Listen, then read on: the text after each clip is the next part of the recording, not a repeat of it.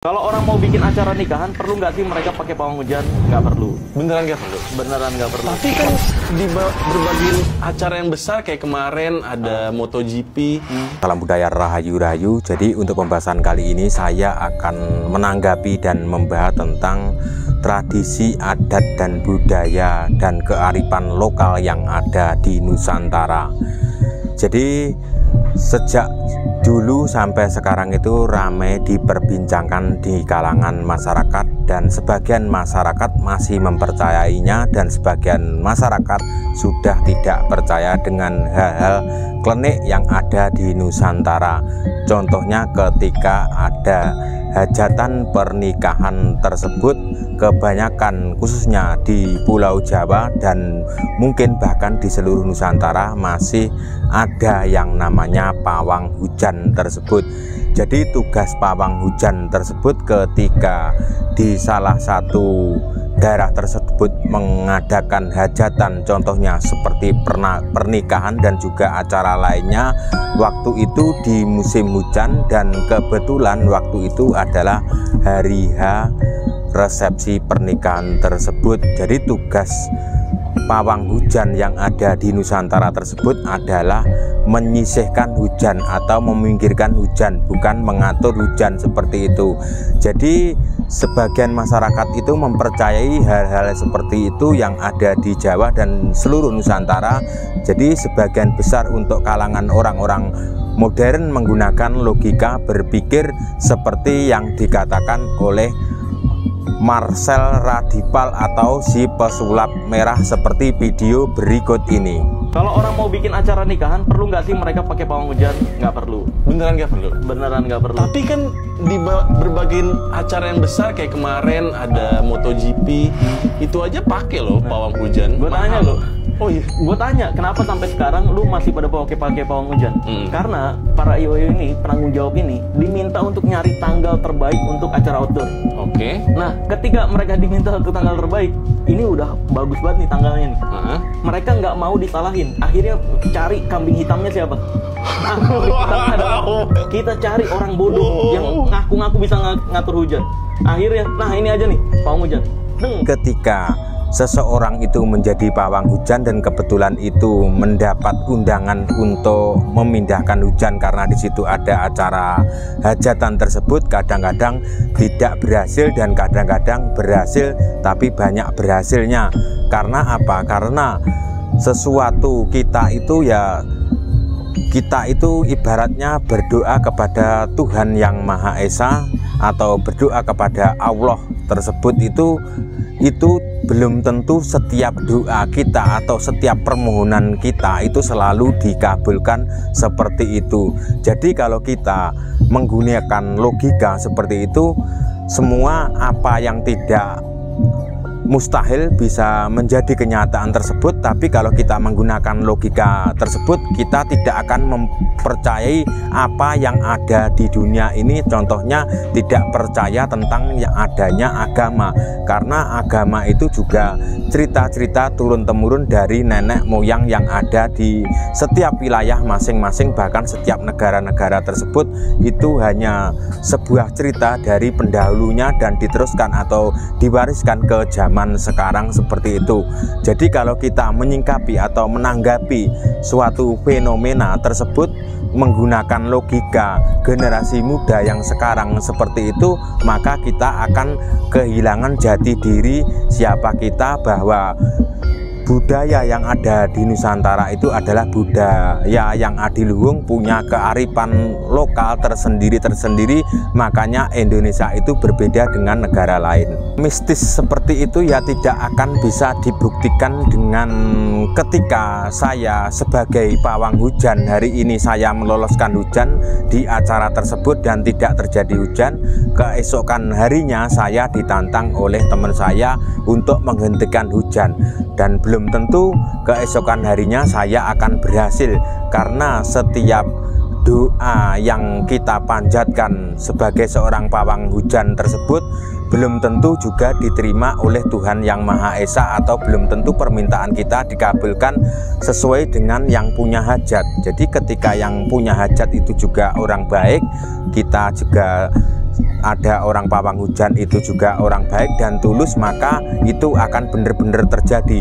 Jadi konsepnya, jika antara pawang hujan dan yang mengundang itu tidak sinkron atau tidak sehati atau tidak berbeda pandangan tersebut, itu maka akan gagal dan tidak akan terjadi dan tidak akan terbukti sesuai dengan kenyataan yang diharapkan. Kisah pengalaman yang dialami oleh beberapa pawang hujan yang ada di Pulau Jawa dan juga yang ada di luar Jawa. Jadi ketika itu di acara ada event besar di Pulau Jawa itu, seseorang tersebut yang pernah saya temui tersebut dapat undangan untuk melancarkan acara tersebut berjalan lancar, tidak ada halangan karena berhubungan dengan hujan, maka acara tersebut kalau hujan akan gagal ya.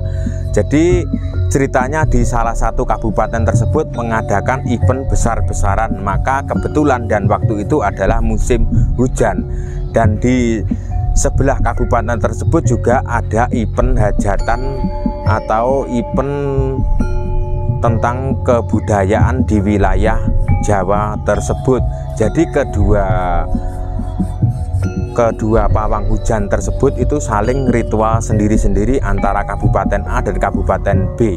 Jadi ketika dari Kabupaten A itu menyingkirkan atau mencoba berdoa untuk memindahkan hujan dari Kabupaten A ke Kabupaten B itu memindahkan atau berdoa sama itu ke Kabupaten A, dan apa yang terjadi itu sampai tempat ritualnya itu meledak ya. Jadi tempat ritualnya, jadi setiap pawang hujan itu punya cara berbeda-beda sendiri, ada yang menggunakan pusaka sendiri, juga ada yang tanpa pusaka tersebut. Jadi terjadi ledakan dan terjadi petir saling menyambar di dua kabupaten tersebut. Ini kisah nyata, dan juga yang bercerita tidak hanya pawang hujan yang saya temui tersebut, tapi beberapa masyarakat warga sekitar juga menceritakan kejadian tersebut.